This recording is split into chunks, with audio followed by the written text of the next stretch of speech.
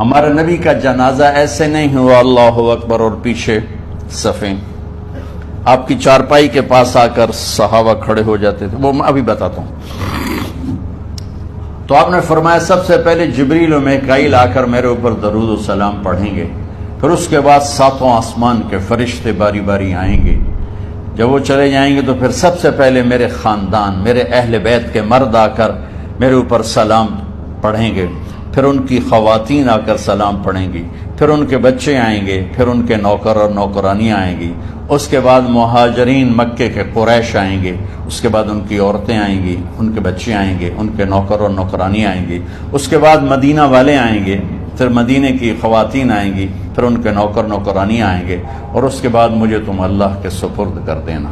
اور پھر آپ نے ایک عجب بات فرمائی جو کسی نبی نے نہیں فرمائی، فرمایا کہ میرے بعد میری آنے والی امت کو میرا سلام کہہ دینا، اور انہیں کہنا کہ ان کے بعد جو آئیں ان کو بھی میرا سلام کہہ دینا، اور اس طرح میرے سلام کو قیامت تک اللہ کے نبی نے پہنچایا کہ ہر آنے والی امت، ہر آنے والی نسل اگلی نسل کو اس نبی کا سلام پہنچائے۔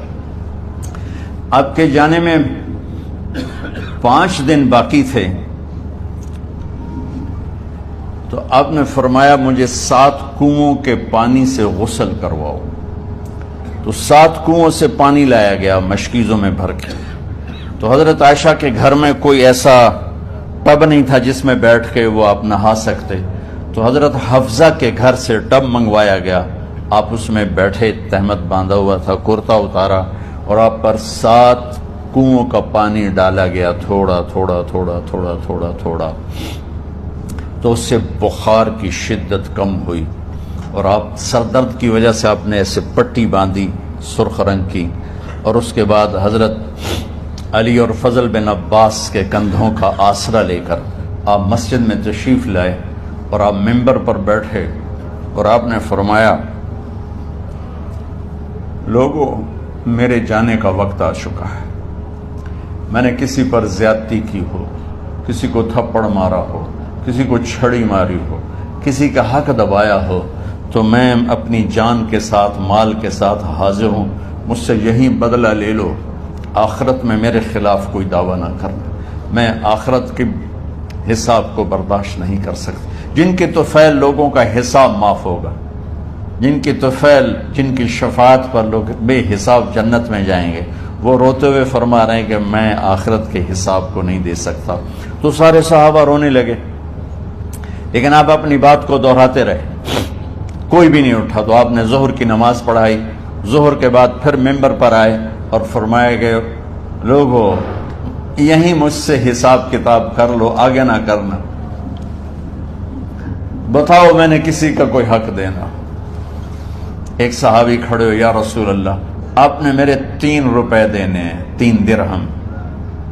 تو آپ نے فرمایا دینے ہوں گے ضرور، پر مجھے یاد نہیں، بتاؤ گے کس طرح دینے ہیں؟ کہ یا رسول اللہ آپ کے پاس سائل آیا تھا، آپ سے مانگا، آپ کے پاس تھے نہیں، تو آپ نے مجھ سے کہا تیرے پاس کچھ ہیں؟ تو میرے پاس 3 درہم تھے، تو آپ نے فرمایا تو دے دے، میں بعد میں ادا کر دوں گا۔ تو ہاں یاد آ گیا، میرے نبی کے گھر میں تو تیل نہیں تھا ایک چھٹانگ جس سے چراغ جلتا، پیسہ کہاں سے آتا؟ تو آپ کے سامنے آپ کے کزن فضل بن عباس کھڑے تھے، آپ نے فرمایا فضل میرا قرضہ ذمے لیتے ہو؟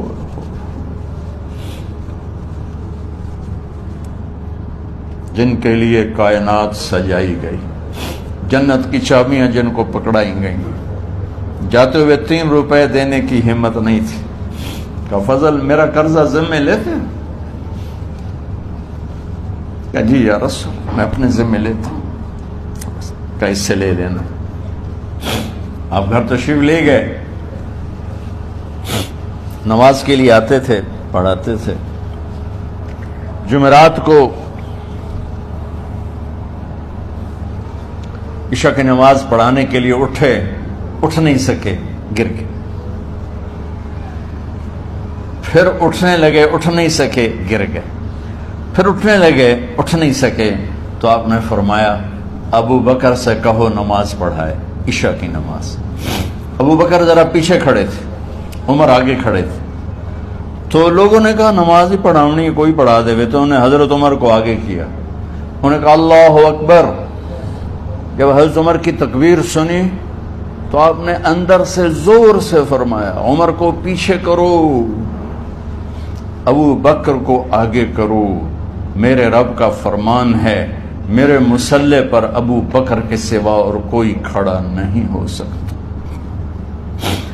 جمعرات کی عشاء، جمعہ ہفتہ اتوار کی 15 نمازیں اور پیر کی فجر کی 16 اور جمعرات والی 17 نمازیں ابو بکر نے پڑھائیں میرے نبی کی موجودگی میں. ہفتے کے دن ظہر یا عصر میں آپ علی و فضل بن عباس کے کندھوں پر ہاتھ رکھ کے مسجد میں داخل ہوئے اور ابو بکر نماز پڑھا رہے تھے. ادھر محسوس ہوا کہ اللہ کے نبی آ رہے ہیں تو ابو بکر نے یوں پیچھے ہٹنا شروع کیا ایسے تاکہ مصلی سے ہٹ جائیں. تو آپ نے ایسے ہاتھ کا اشارہ فرمایا کہ کھڑے رہو، ہٹو نہیں، کھڑے رہو. تو وہ پھر آگے مصلی پر آ گئے.